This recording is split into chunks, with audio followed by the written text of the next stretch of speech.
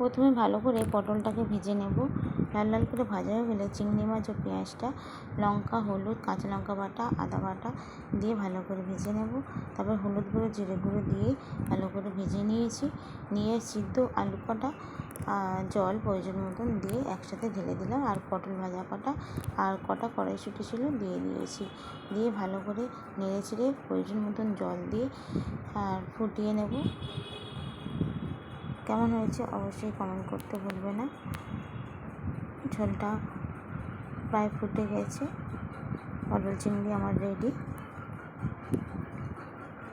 বেশি বেশি করে লাইক, কমেন্ট, শেয়ার করবে। এবার করলা আর চিচিঙ্গাটা ভালো করে ভেজে রেখেছি আর ডাঁটা আর আলুটা ভালো করে ভেজে নেব। করলা আর চিচিঙ্গাটা ভেজে নামিয়ে নিয়েছি। এবার চিংড়ি মাছ ও পেঁয়াজটা সাইডে ভাজতে দিয়েছি আর লঙ্কা বাটাটাও দিয়েছি। দিয়ে ডাঁটা কটা একটু চাপা দিয়ে দেবো। দিয়ে প্রয়োজন মতো লঙ্কা গুঁড়ো, হলুদ গুঁড়ো আর জিরে গুঁড়ো সব দিয়ে ভালো করে কষিয়ে নেব। ভাজা ভাজা হয়ে গেলে ভালো করে ভাজার পরে প্রয়োজন মতন অল্প পরিমাণ জল দিয়ে করলা কটা দিয়ে নামিয়ে নেব। এইভাবে খেয়ে দেখবে সুন্দর লাগে। কারণ বেশি জল দিয়ে ফোটালে করলাগুলো তিতো হয়ে যাবে, তরকারিটাই পুরো তিতো হয়ে যাবে। তাই অল্প রস থাকতে থাকতে দিয়ে ডাঁটা কটা চাপা দিয়ে নামিয়ে নেব।